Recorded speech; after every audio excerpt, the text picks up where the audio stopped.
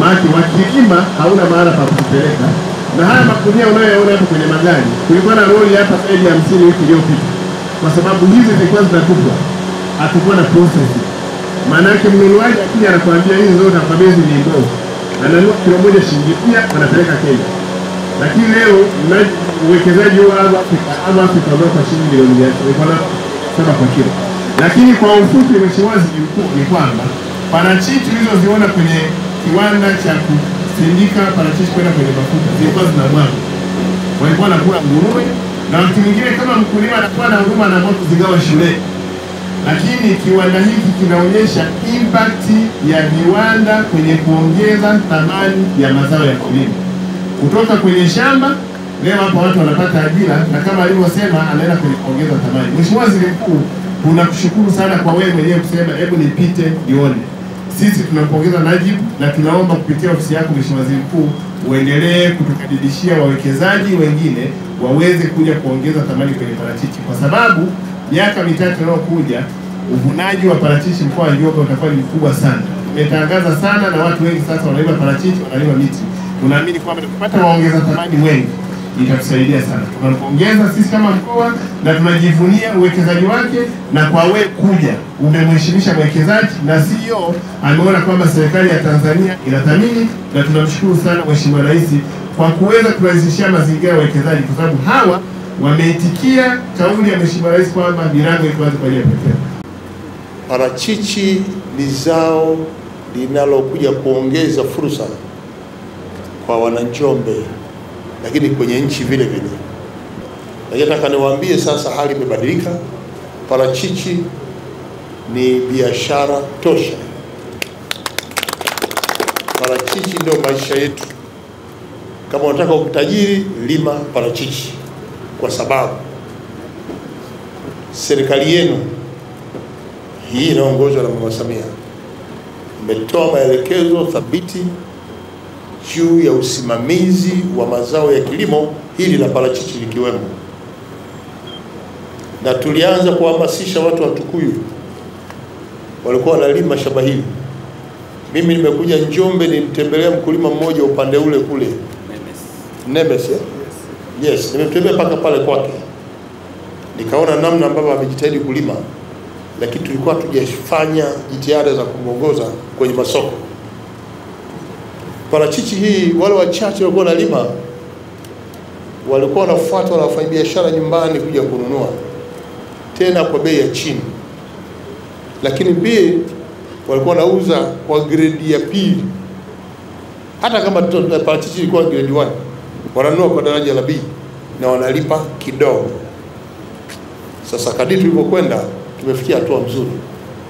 Parachichi leo ni zao linalosimamiwa na wizara, ni zao la bustani linalolimwa kimkakati, na ni zao ambalo tumetengeneza fursa za masoko yake.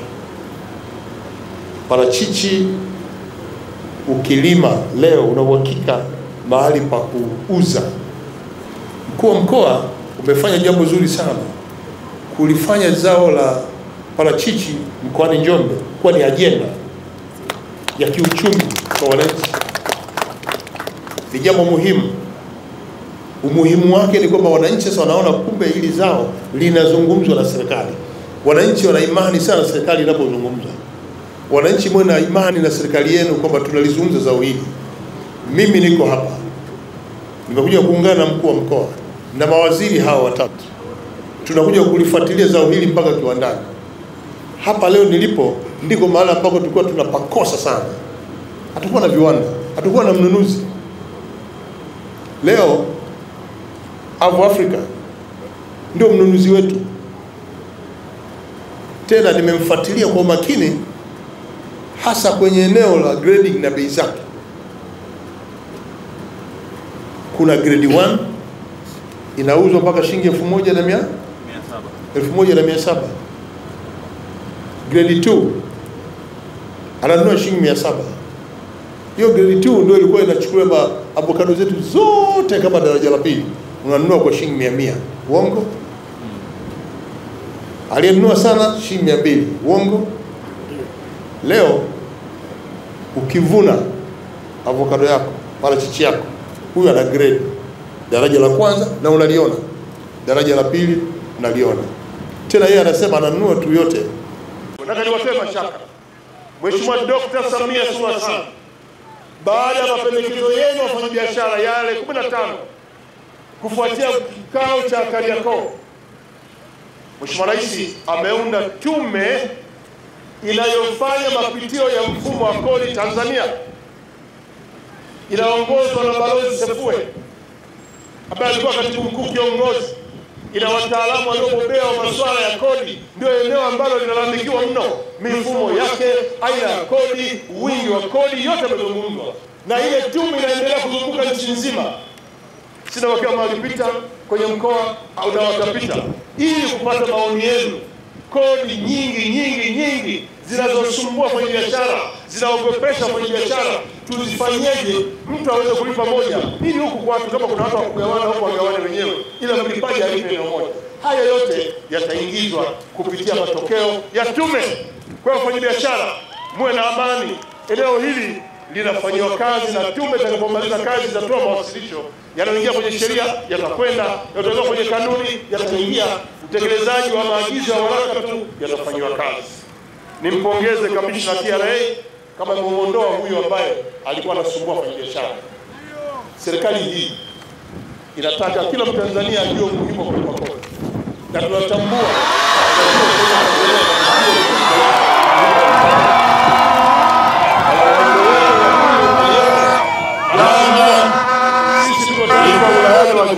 kauli hiyo vizuri kwa mikono miwili kabisa, kwamba endeleeni kuona kwamba kodi ndio msingi wetu wa maendeleo, na panapokuwa na kero msisite kusema.